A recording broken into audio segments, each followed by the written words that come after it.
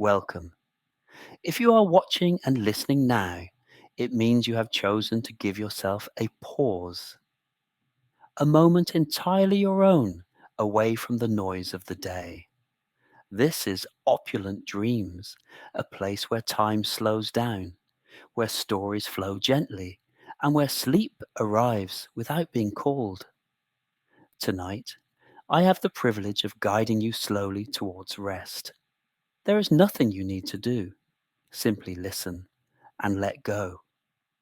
If you wish, you can support this journey with a small gesture by following the channel, liking this video, and leaving a comment telling us where you are watching from tonight. A quiet way of being present together, even from afar. For now, though, this time is yours. Lower the lights. Settle into a comfortable position. Allow your body to find its own balance. Soften your breathing. There is no need to control it. Just allow it to slow down. The world can wait. Your worries can remain outside this night. I wish you a deep, elegant, natural rest. Let yourself be gently carried. And when you are ready, let the dream begin. Close your eyes, if you'd like, and let your breathing slow, like the course of a river, no longer in any hurry to reach anywhere at all. We're going to travel far away to a Florence that no longer quite exists and yet still lives on in every stone, every bridge, every shadow the sun draws across the Arno as evening falls. It was the year 1389. The air of Florence smelled of damp wool, fresh ink, bread baking in the ovens near the market squares.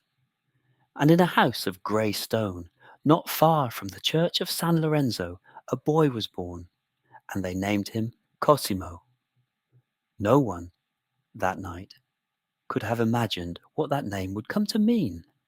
No one knew that this newborn child, wrapped in soft cloth, would be remembered centuries later as the man who changed the destiny of an entire city, without ever needing a crown. His father, Giovanni de Medici, was a quiet man, a banker with a low voice and watchful eyes, who preferred to observe before speaking, and who had learned over the years that true power does not always shout. Sometimes it whispers. Sometimes it simply waits. The Medici household in those days was not yet a palace.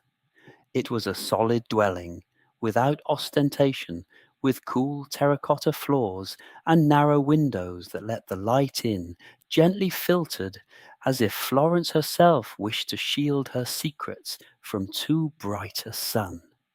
Cosimo grew up listening to the sound of coins falling onto the wooden tables of his father's study, a metallic sound, constant, almost like a melody.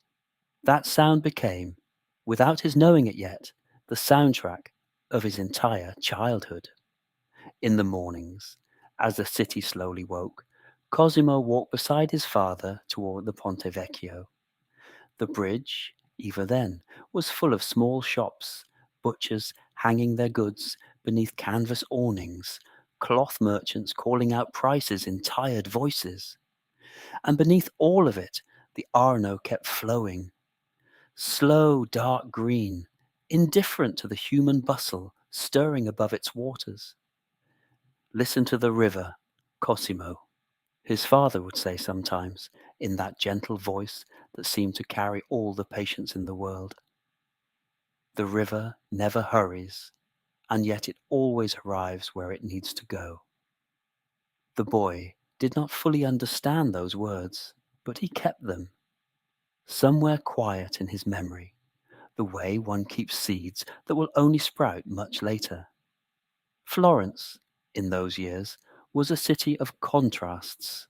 On one hand, the wealth of the textile guilds, the bankers, the merchants who carried their goods from Flanders to Constantinople. On the other, the political tensions between powerful families competing for control of government with an almost silent intensity made of alliances, favours, and grudges kept for generations. Cosimo learned early that in Florence, power was not won with swords alone. It was won with contracts, with well calculated loans, with the ability to know whom to help and when. His education was careful, almost meticulous. He studied Latin, some Greek, mathematics applied to trade, and above all, he learned the most delicate art of all, the art of listening. Listening to clients, listening to rivals, listening to the silences that sometimes say more than words. At night, when the day's work was done, the family gathered by the fire. His mother, Piccarda Bueri, had a soft voice that told old stories, legends of merchants who had crossed unknown seas, of distant cities where gold shone differently under a different sun. Cosimo listened to those stories with half-closed eyes, letting himself drift on the sound of his mother's voice, the soft crackle of the firewood, the warmth wrapping the room like an invisible blanket. Outside, Florence slowly fell asleep. The cobbled streets grew quiet, the lanterns went out one by one, and the Arno kept flowing beneath the moon with that same eternal calm his father had taught him to admire. Years later, Cosimo would remember those nights as the silent foundations of everything he would come to build. Because before he was a banker, before he was a patron, before he became the most influential man of his time, he was simply a boy who learned to listen to the river.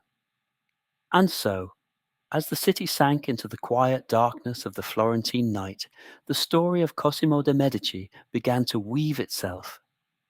Slowly, the way everything meant to last is woven.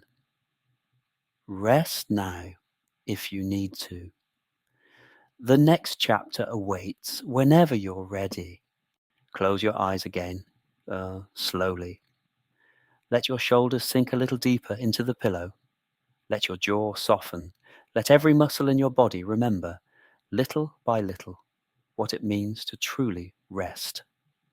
We return to Florence, a few years after that childhood, beside the Arno. Cosimo was no longer a boy. He was a young man with a calm gaze and careful hands, beginning to walk the halls of the family bank with the quiet confidence of someone who had spent years watching before acting. The Medici Bank, at that time, was still a modest enterprise compared to what it would one day become. It had offices in Florence, some presence in Rome, and contacts extending, like delicate threads of silk, toward other Italian cities.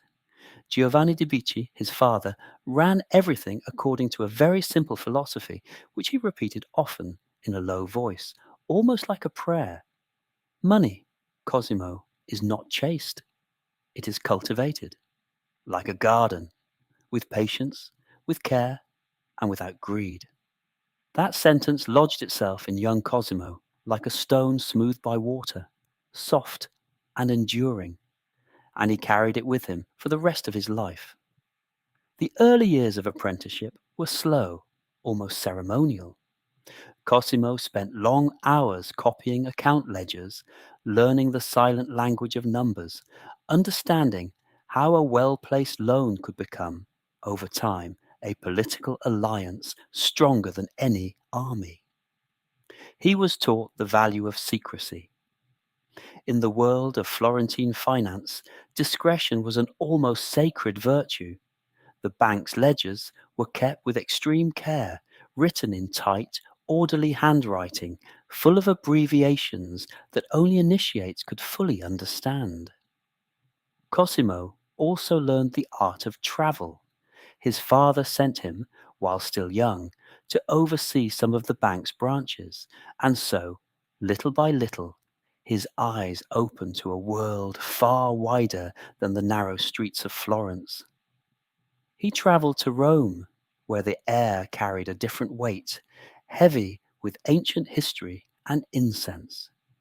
He walked among the ruins of the Roman Forum, still half buried beneath earth and grass, and felt, for the first time, the quiet fascination with the classical world that would stay with him his whole life. Those fallen columns, those fragments of marble scattered among the weeds, seemed to whisper something he could not yet fully understand.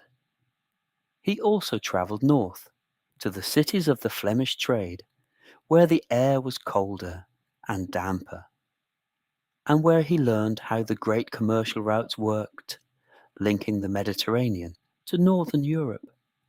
He watched the textile workshops, the harbours full of ships loaded with wool, spices, precious cloth, and he understood, with a clarity that grew slowly within him, that money, well managed, could become a bridge between different worlds. During those travels, Cosimo also developed a quiet love of books. In every city he visited, he sought out old manuscripts, texts forgotten in monastery libraries, faded copies of classical authors barely read anymore. He bought some when he could. Others he simply looked at, touched with respect, as one touches something sacred. It was in those years that he met some of the first humanists of his generation. Men who spoke with passion about Plato, about Cicero, about an ancient wisdom that seemed to sleep beneath the dust of centuries, waiting to be woken. Cosimo listened to those conversations with quiet attention, keeping every word like seeds saved for a future planting. He returned to Florence changed, quieter, more observant, with a gaze that no longer limited itself to numbers and contracts, but had begun to take in something larger, something that had no clear name yet, but that one day would be called the Renaissance. His father, seeing him return, smiled with that calm so characteristic of him. "You have learned to look beyond the coins," he said simply. Cosimo did not answer with words. He only nodded slowly as the afternoon sun came through the window of the family study, lighting the dust suspended in the air like tiny golden flecks, floating without hurry, without fixed direction, just like the thoughts beginning to form in the quiet mind of that young merchant. Little by little, without anyone proclaiming it aloud yet, Cosimo was becoming the man history would remember. But that, still, was only the beginning of a long road, a road that, like the Arno, would move slow, deep, and utterly unhurried. Rest now. Let your breathing grow heavy. Let your eyelids close completely. The next chapter will come whenever you wish. Breathe slowly. Let the air enter through your nose without effort and leave through your mouth like a gentle wave retreating from the shore. Nothing is waiting for you. Nothing is rushing you. Only this voice and the story that continues. The years had passed with the quiet slowness of something built to last. Cosimo, now a grown man, had inherited together with his brother Lorenzo the leadership of the Medici Bank after their father's death in 1429. And with that inheritance came something Giovanni de Medici had tried to avoid his whole life: public attention. Florence, at that time, was formally governed by republican institutions, councils and magistrates who took turns in power. But beneath that orderly surface, the city breathed through the lungs of a few powerful families, competing for real influence with a silent intensity, made of favours, alliances, and old grudges. Among those families, the Albizzi held a place of privilege. Rinaldo degli Albizzi, a proud man with a fierce temperament, watched with growing suspicion the quiet rise of the Medici. Cosimo, with his ever-growing wealth, and his discreet but constant influence had become, without openly seeking it, an uncomfortable shadow for those who preferred the visible power of arms and titles. The Medici do not rule with swords, Rinaldo would say to his allies, his voice heavy with scorn. They rule with coins, and in time that can be far more dangerous. The tensions grew slowly, the way dampness grows in a wall before the first crack appears. Florence divided, silently, between those who supported the Albizzi and those, growing ever more numerous, who trusted in Cosimo's prudence and calculated generosity. It was in the summer of 1433 that the storm finally broke. Cosimo was summoned to the Palazzo della Signoria, the very heart of the Florentine government, under the pretext of a council meeting. He walked there without fully suspecting what awaited him, with that same calm that always defined him, that serenity that seemed woven into his very breathing. When he arrived, the doors closed behind him, and Cosimo understood, with a cold clarity that ran through his entire body, that he had fallen into a carefully prepared trap. He was arrested, locked in a small cell inside the palace's own tower, a narrow space of cold stone and a tiny window, through which barely a thread of light entered. For several days, Cosimo remained there, not knowing for certain whether he would be executed, as some of his enemies demanded in raised voices, or whether his fate would take a different path. The chronicles of the time say that during those nights of uncertainty, Cosimo hardly ate. He feared, with good reason, that his food might be poisoned. And yet he maintained an outward calm that surprised even his own captors. He did not cry out. He did not beg. He simply waited, with the same silent patience he had learned watching the slow course of the Arno as a child. Finally, through skilful negotiations, discreet bribes delivered to the right people, and the quiet pressure of his many allies within and beyond Florence, the death sentence was commuted.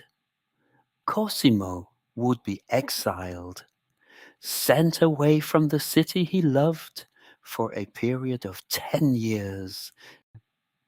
He left Florence in the autumn of 1433, under a fine rain falling over the cobbled streets, as if the sky itself wished to accompany his departure with a quiet weeping. He made his way to Venice, a city of silent canals and light reflected on water, where he was received with honours that stood in painful contrast to the treatment he had received in his own homeland. The nights in Venice were different from those in Florence. The sound of water lapping softly against the stone walls, the distant echo of gondolas gliding through the shadows, the mist that sometimes covered the canals like a soft, silent veil. All of it wrapped Cosimo in a kind of melancholy calm, a quiet sadness that even so did not break him. During his exile, Cosimo was not idle. His commercial contacts, carefully cultivated over years, kept working like an invisible web stretching across Europe. Meanwhile, in Florence, the banker's absence began to be felt painfully. The city's economy, so dependent on the Medici Bank, began to suffer. Cosimo's allies, far from weakening, began organizing with quiet determination. Rinaldo degli Albizzi, who had orchestrated the exile, soon realized he had made a grave miscalculation. Cosimo, far from disappearing from the political stage, had become from a distance an almost mythic figure. A man unjustly banished, whose absence seemed to leave a void the whole of Florence could feel. And so, as the Venetian nights passed slow and silent, and Cosimo walked along the canals, watching the trembling reflection of lights on the dark water, Something was beginning to stir in Florence. Something slow, patient, unstoppable, like the very river that had marked his childhood. Rest now. Let your mind float, like a gentle gondola on calm waters. The next chapter will come whenever you're ready. Feel the soft weight of your body sinking into the bed once more. Each breath pulls you a little deeper into stillness. There's no hurry, nothing to solve tonight, only this story, moving slowly, like a boat without oars, carried gently by the current. Cosimo's exile, meant to last 10 long years, ended barely 12 months after it began. Without him, Florence had begun to falter. The Albizzi government, which had promised stability and order, showed itself increasingly weak, increasingly divided by internal quarrels. The alliances Rinaldo degli Albizzi believed solid began to crack, like thin lake ice at the arrival of spring. The merchants, the bankers, the guilds that depended on the steady flow of credit only the Medici Bank knew how to sustain with such skill, began to raise their voices, first in whispers, then with growing clarity. In September of 1434, a new government took power in Florence, formed mostly of Cosimo's discreet allies, men who over the years had received his quiet help, his generous loans, his calculated trust. And one of the first decisions of that new council was clear, almost inevitable. Cosimo de Medici would be called back to Florence. The news reached Venice on a calm evening, as Cosimo walked, as he had so many evenings before, along the silent canals. A messenger, his face flushed from the haste of travel, handed him a letter sealed with the emblem of the Florentine Signoria. Cosimo read it slowly, without hurry, with that same calm that never left him, not even in moments of such great consequence. It is said that, when he finished reading, he simply closed his eyes for a long moment, as one who gives silent thanks, and then, in a serene voice, gave the order to prepare for the journey home. The return journey was slow, almost ceremonial. Cosimo crossed the lands of northern Italy with a modest retinue, without display, as if he wished his return to feel more like a homecoming than a triumphant parade. And yet, in every town he passed through, people came out into the streets to see him go by. His name, during the exile, had become a quiet symbol of long-delayed justice. He arrived in Florence on the 6th of October, 1434, and that day something different hung in the air of the city. The church bells rang with a special echo.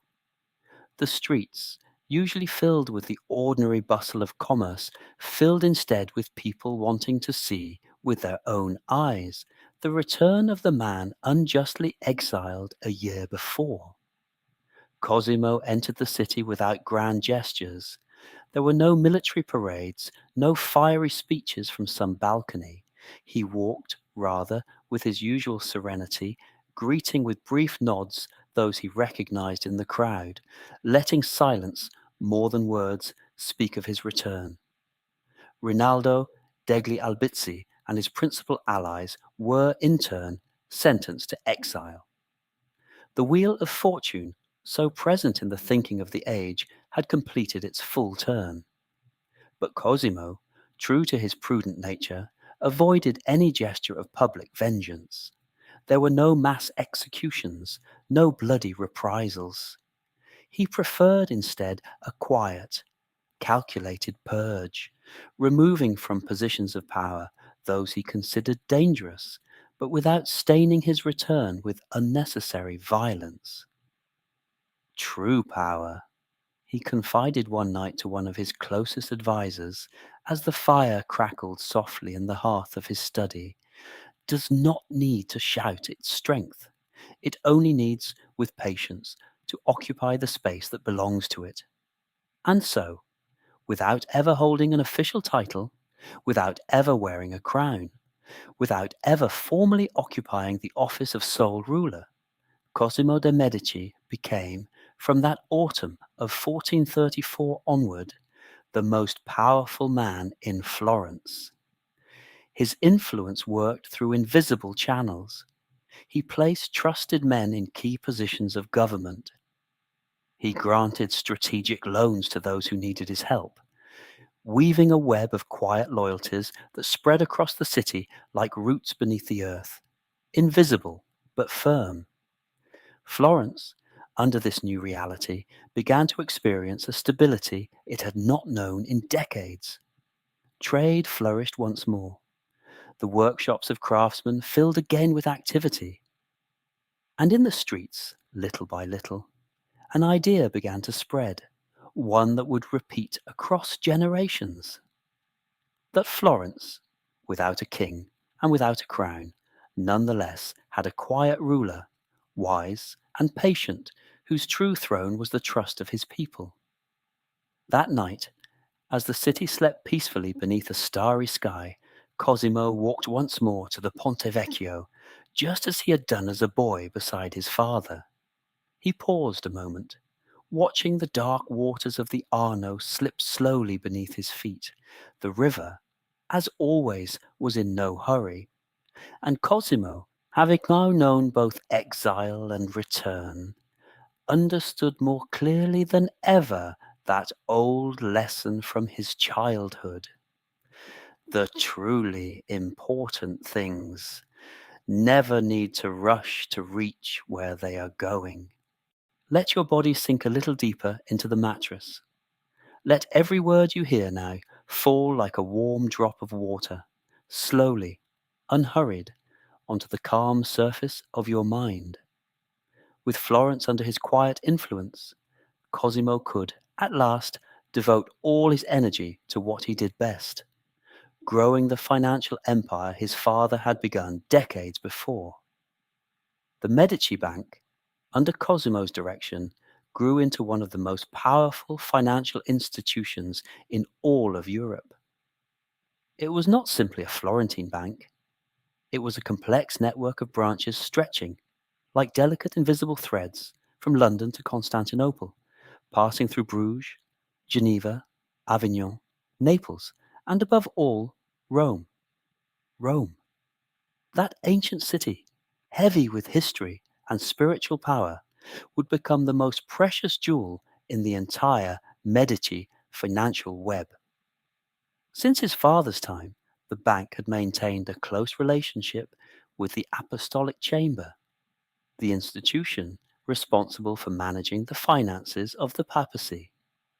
But it was Cosimo who knew how to bring that relationship to an entirely new level, turning the Medici Bank into the principal financial manager of the Holy See. Picture, for a moment, the quiet scale of that.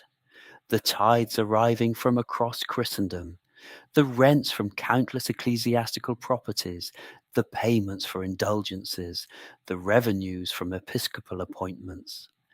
All of that immense flow of money passed, at some point along its journey, through the discreet, orderly hands of the administrators of Cosimo's bank. The successive popes, men who governed with spiritual authority over half of Europe, depended nonetheless on the earthly efficiency of the Medici to manage their earthly finances, and that dependence, cultivated patiently over years, gave Cosimo an influence that reached far beyond the borders of Florence. At the bank's Roman headquarters, near the Vatican, the ledgers filled with figures that would be hard to imagine today.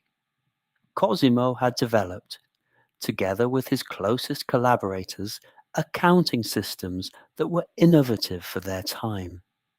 Double-entry bookkeeping, refined with an almost mathematical rigor, allowed for meticulous control of every transaction, every loan, every investment. But Cosimo's genius did not lie only in the numbers. It lay, above all, in his understanding of risk.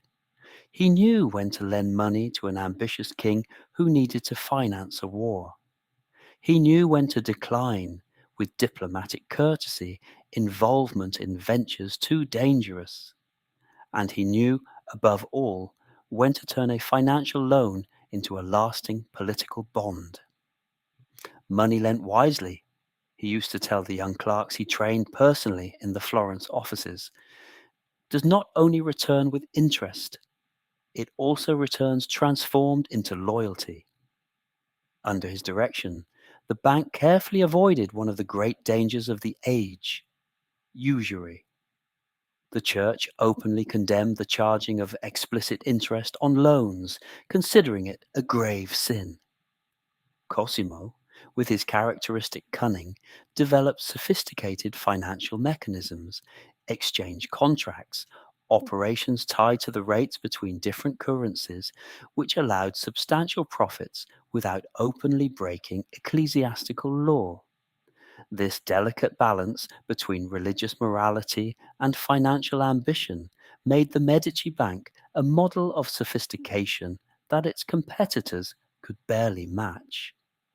The bank's branches, run by carefully chosen men under close watch, operated with a calculated degree of independence. Cosimo understood that trust, well managed, produced better results than absolute control. He sent regular letters, written in his own hand, giving precise instructions, but always leaving room for the sound judgment of his local managers.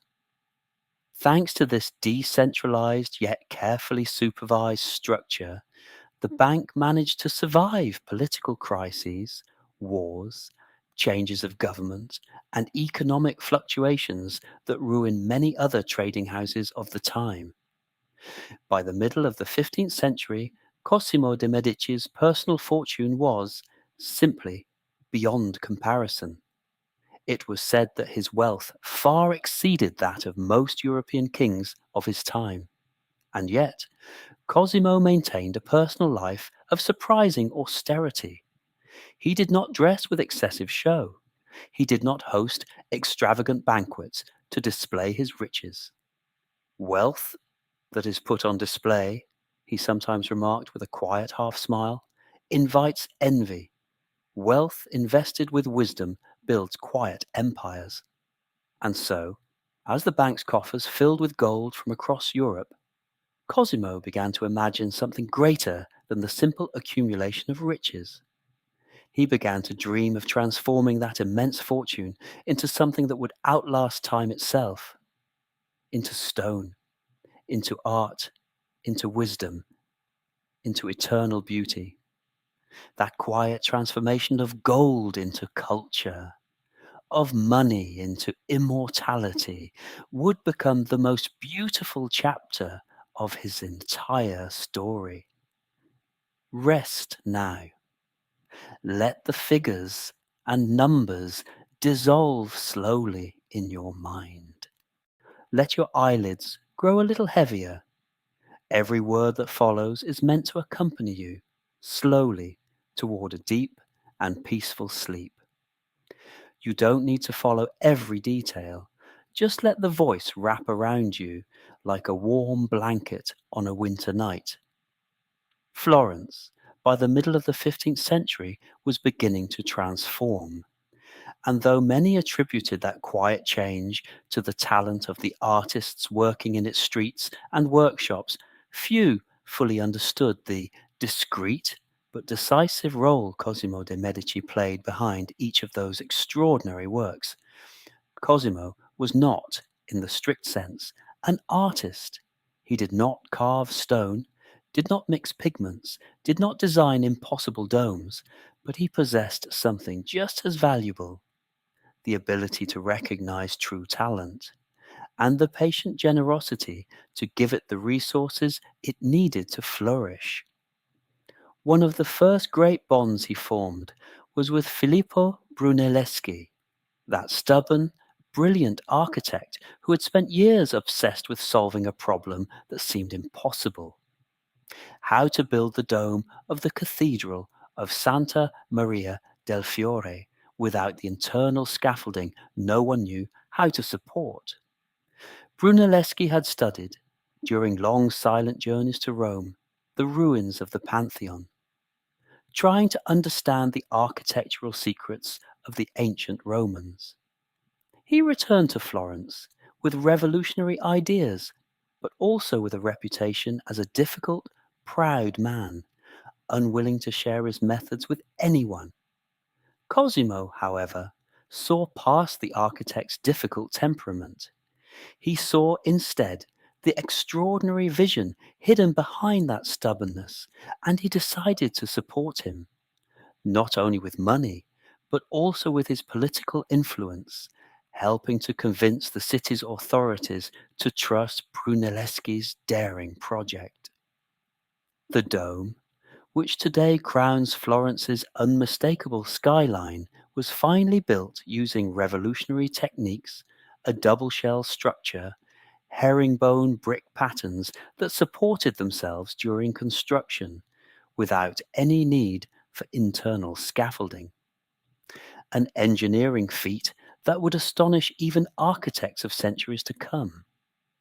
Cosimo, standing in the square, watching the dome slowly rise year after year toward the Florentine sky, felt a satisfaction different from the one his financial successes gave him. A deeper, more lasting satisfaction. His relationship with Donatello, the great sculptor, was equally close, though of a different nature. Donatello was a humble man by temperament, little interested in material wealth, capable of working for days with barely any rest, utterly absorbed in the stone or bronze before him. The chronicles of the time tell how Cosimo, more than once, had to send money directly to the sculptor without his even asking for it, simply because he knew that Donatello, lost in his art, often forgot to worry about something as mundane as his own upkeep. Give him whatever he needs, Cosimo instructed his stewards, and don't ask him what he'll spend it on. Geniuses like Donatello shouldn't waste time thinking about coins.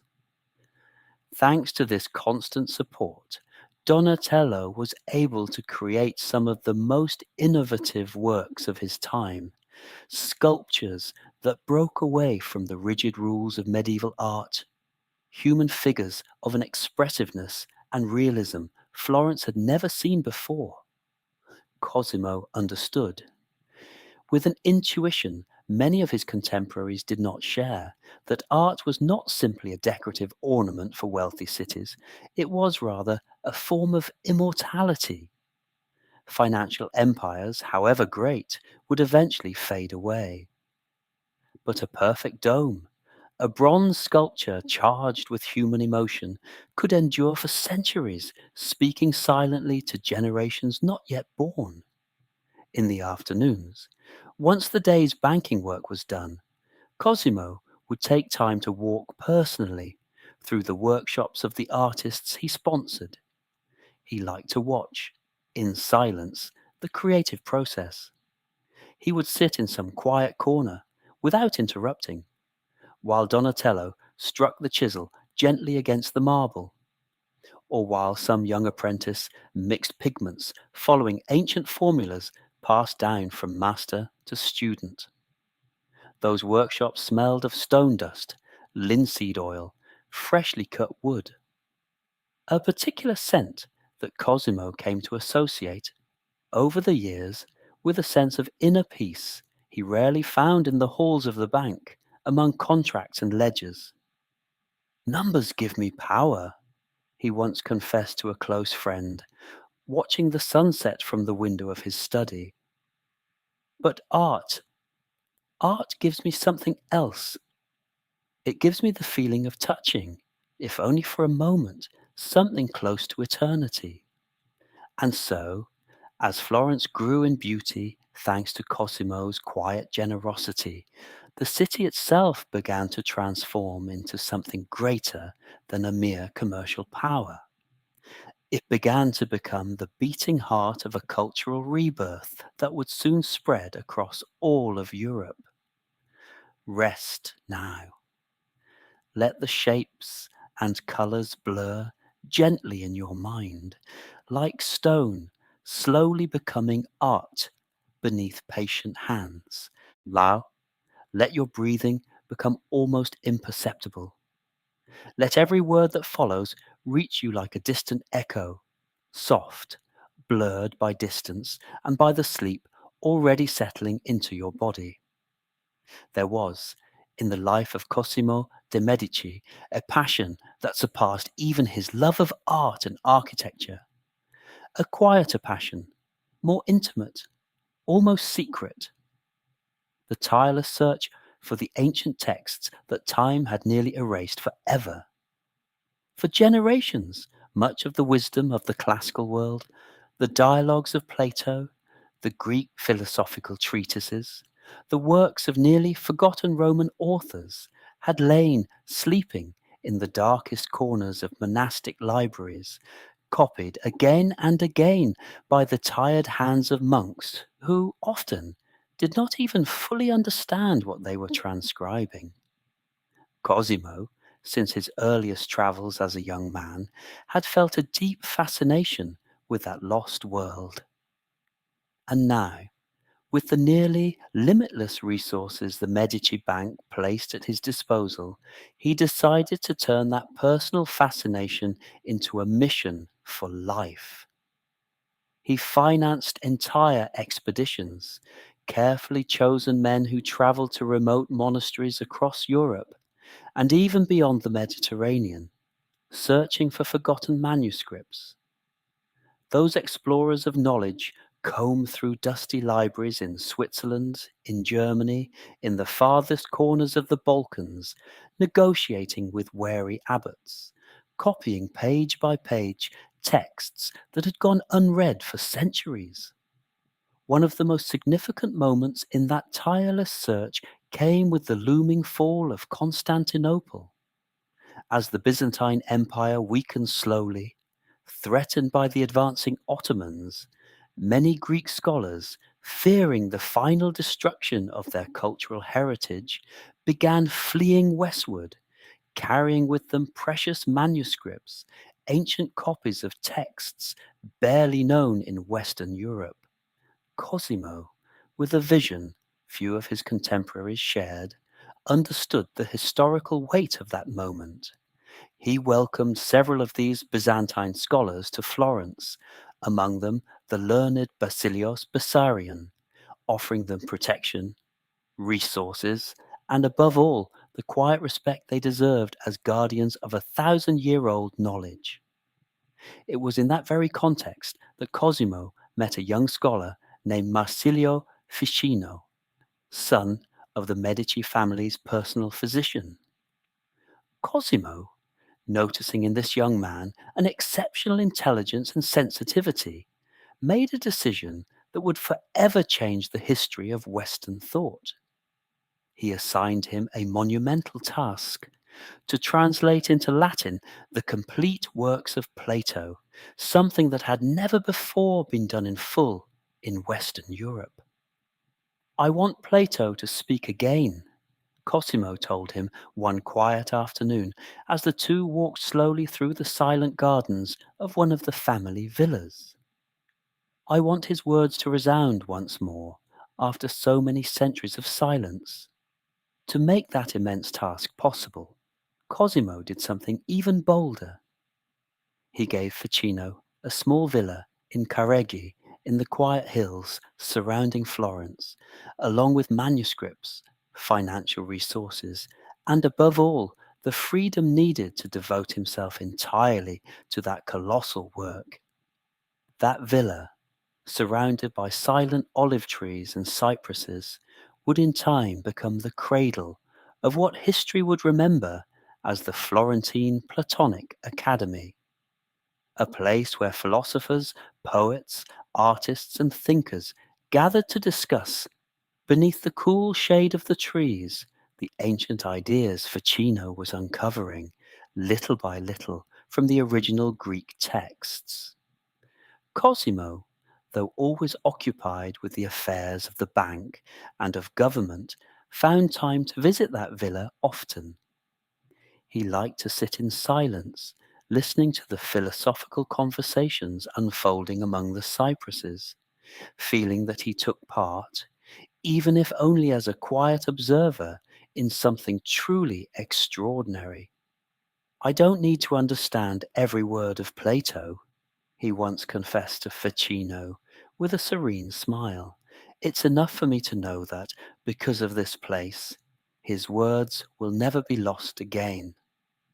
The impact of that work was immense, though its full effects would take decades to unfold.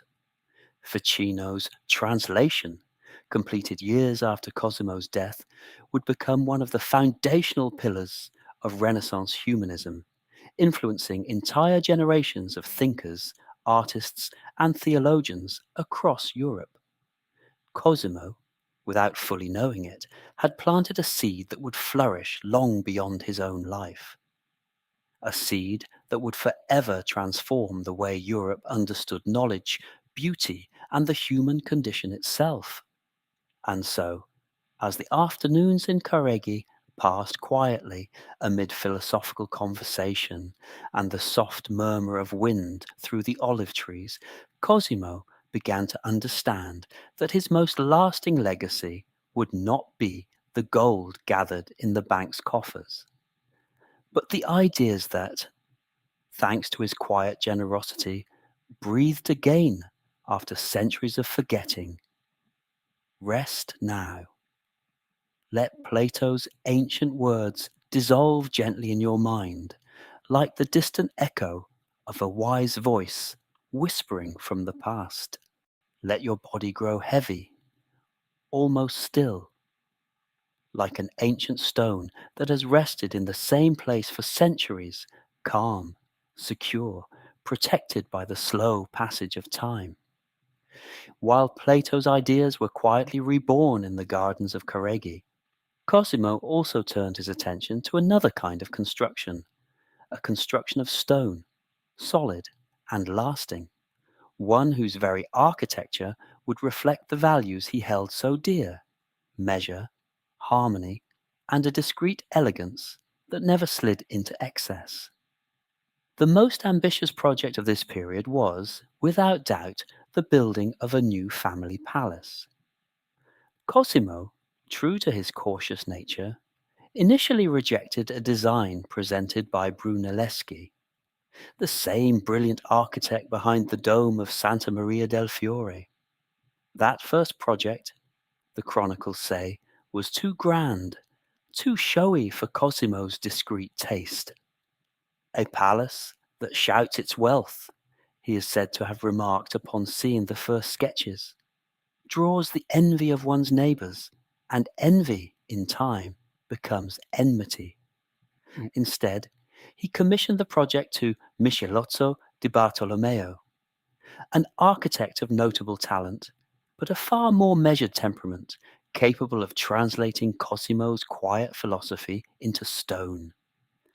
The result was the Palazzo Medici, built on the Via Larga, an imposing yet balanced building, with a rusticated stone facade on the ground floor that gradually softened as it rose, as if the solidity of earthly power were transforming, floor by floor, into something lighter, closer to the sky.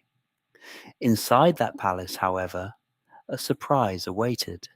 A central courtyard, serene and full of light, ringed by elegant columns, serving as the quiet heart of the whole residence, and beyond it, carefully designed gardens where Cosimo found, among trimmed hedges and calm fountains, a personal refuge far from the constant bustle of business.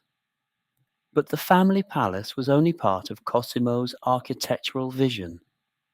His true spiritual legacy took shape in the reconstruction of two sacred places that would forever mark the skyline of Florence: the Basilica of San Lorenzo and the convent of San Marco. San Lorenzo held a special meaning for the Medici family, It had been, for generations, the parish church near their original home. Cosimo financed a complete reconstruction of the building, again under Brunelleschi's direction, creating an interior space of perfect mathematical harmony. Grey stone columns, repeating with a slow, almost musical rhythm, beneath white ceilings that seemed to capture the light in a special way. Soft, diffuse, almost celestial. Inside that basilica, Cosimo also commissioned the old sacristy, a small space of perfect proportions decorated with sculptures by Donatello, intended as an eternal resting place for members of his own family. An intimate, silent corner where stone and marble seemed to whisper eternal prayers even in the absence of human voices. The convent of San Marco, for its part, represented a project of a different nature, more spiritual, more introspective. Cosimo financed its reconstruction entirely, once again commissioning Michelozzo to design a space meant for the quiet reflection and meditation of the Dominican monks who lived there. In the silent cells of that convent, Cosimo commissioned the humble, devout Fra Angelico to create an extraordinary series of religious frescoes. Each cell held a different scene from the life of Christ, painted with a delicacy and spirituality that seemed to rise directly from the artist's own quiet faith. It is said that Cosimo, a man always occupied with the affairs of the earthly world, found in those cells a particular refuge. He had a personal cell built for himself within the convent, a bare, austere space where he could withdraw at times to meditate in solitude, far from the constant noise of power and money. Here, he once confessed to a monk friend, gazing in silence at one of Fra Angelico's frescoes, "I find a peace that not all the gold in the bank could buy me." The library of San Marco, also financed by Cosimo, became moreover the first public library in Europe since classical antiquity. A bright, orderly space of shelves, where scholars and ordinary citizens alike could freely access manuscripts that had once remained locked behind the private walls of inaccessible monasteries. With every stone laid, every fresco painted, every manuscript copied and carefully kept on those silent shelves, Cosimo built, little by little, something that reached far beyond his own mortal life. He built a legacy Florence would remember for centuries, long after his name had ceased to echo in the bank's ledgers. And so, as the city slowly filled with serene domes, quiet courtyards, and secret gardens, Cosimo began to feel, with a calm certainty growing within him over the years, that he had achieved something very few men, in all of history, ever truly manage. He had managed to turn gold into eternity. Let your whole body surrender completely to the soft weight of sleep. There is nothing left to solve, nothing left to decide. Only the quiet sound of this voice, carrying you toward the deepest rest. As the years went by, Cosimo de Medici became something like a silent sovereign, a man who ruled without formally ruling, who decided the fate of an entire republic without ever holding, officially, the office of sole ruler. That form of power, so subtle and so unconventional, was difficult to grasp even for his contemporaries. Florence remained, on paper, a republic. Councils existed, magistrates, periodic elections that formally renewed the institutions of government. And yet everyone knew, with a tacit certainty no one needed to speak aloud, that no important decision was made in the city without Cosimo's quiet consent. Foreign ambassadors visiting Florence soon learned this fundamental lesson. Though they had to present their official credentials before the Signoria, they knew that the real negotiations, the agreements that truly mattered, had to be discussed privately in the discreet rooms of the Palazzo Medici, before a man who listened far more than he spoke. "I come to Florence," an envoy of the Duke of Milan once remarked to his colleagues, "but really, I come to see Cosimo." This extraordinary influence, however, carried a considerable weight. Cosimo lived aware that his power, precisely because it was informal, was also fragile. He held no hereditary title to protect him, no legitimacy of a recognized crown. His authority rested entirely on a delicate web of trust, alliances, and gratitude built up over decades. That awareness kept him in a state of constant, careful, almost silent vigilance. He avoided any gesture that might be read as arrogance. He remained approachable to ordinary citizens, personally answering many of the requests that reached him from humble families seeking his help, and always maintained a calculated modesty in how he dressed and behaved in public.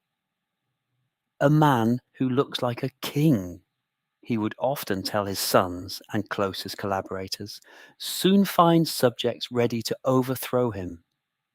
A man who looks like a servant of his city finds instead allies ready to protect him."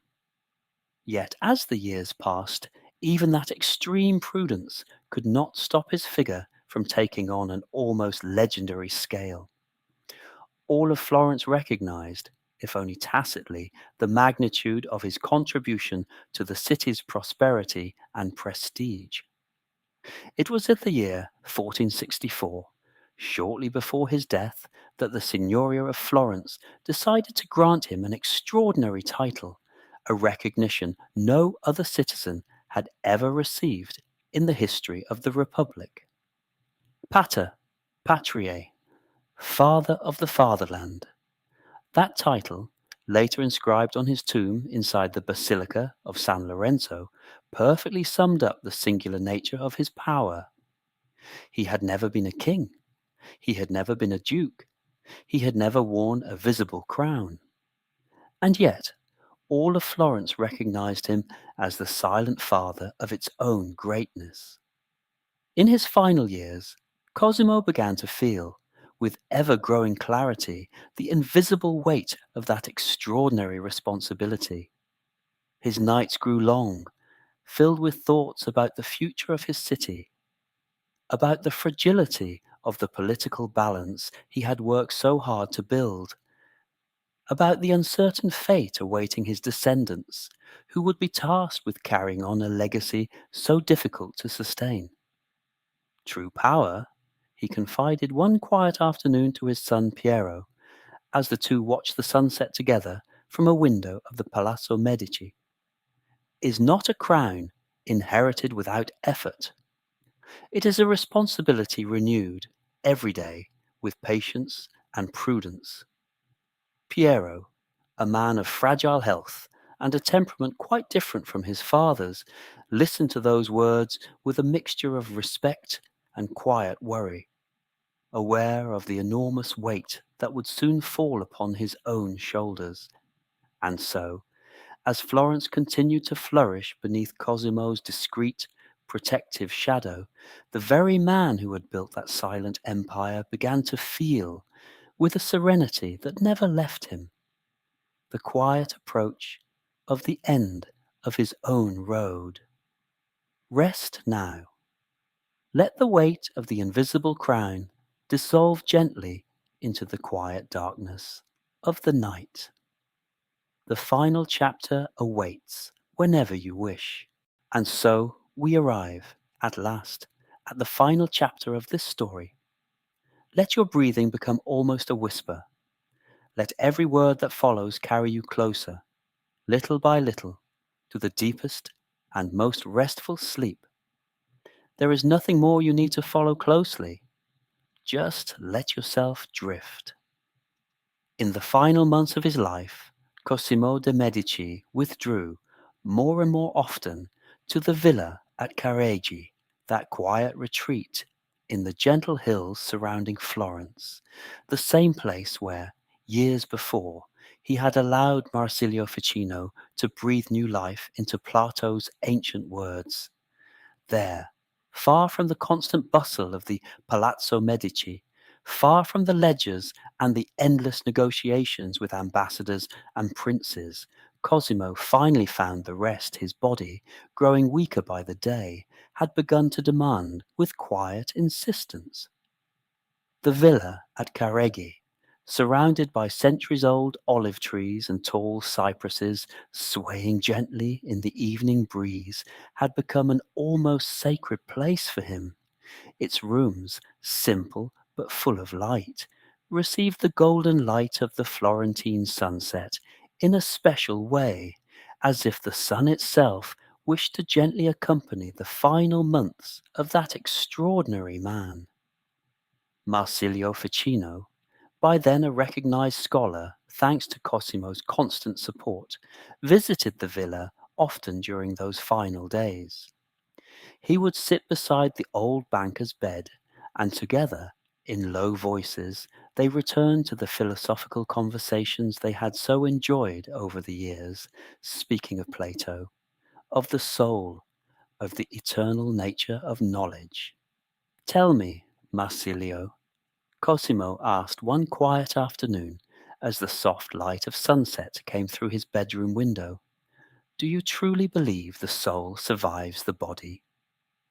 Ficino, with the serene calm he had gained through years of philosophical study, answered him gently, speaking of the immortality of the soul according to Platonic tradition, of how wisdom and beauty, once created, never fully disappear, but continue to resonate quietly through time.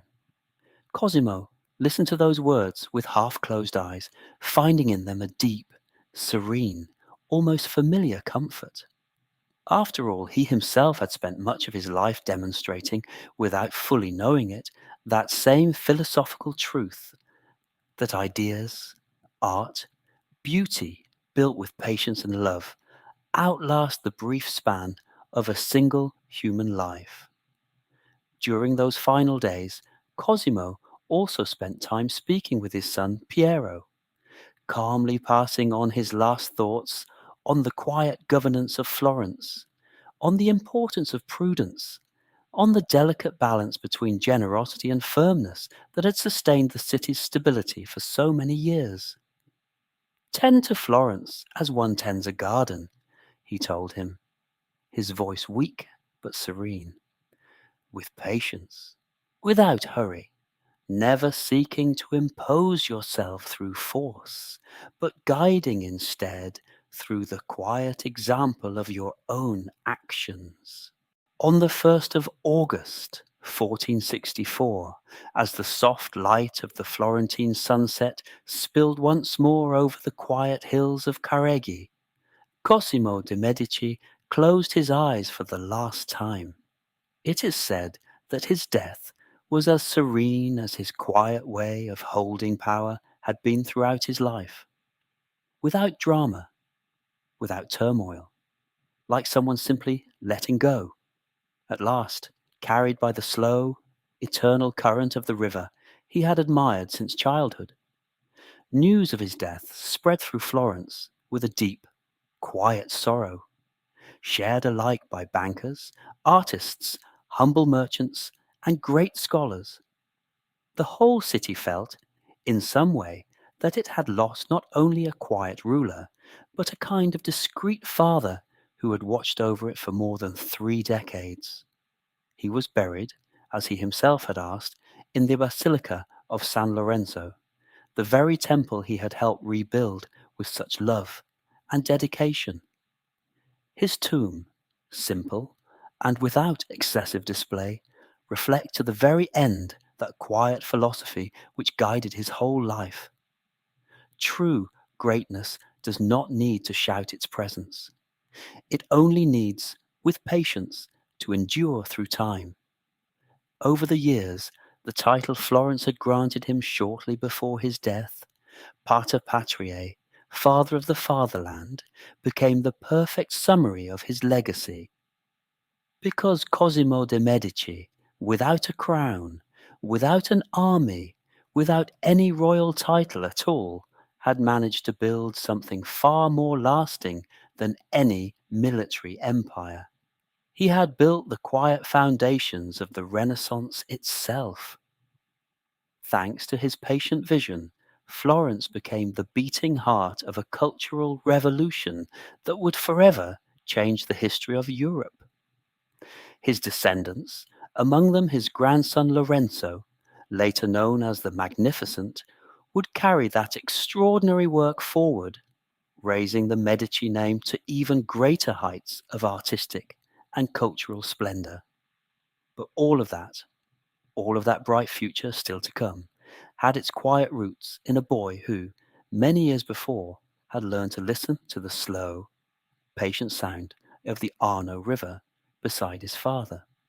And so, as the sun sets slowly over the quiet hills of Careggi, as the last golden light of that August afternoon falls gently among the olive trees and silent cypresses, we too close this story, letting Cosimo de Medici rest forever in the quiet eternity he himself helped to build. Sleep peacefully, sleep deeply. The story has ended, but its echo, like the river, will keep flowing softly through the night,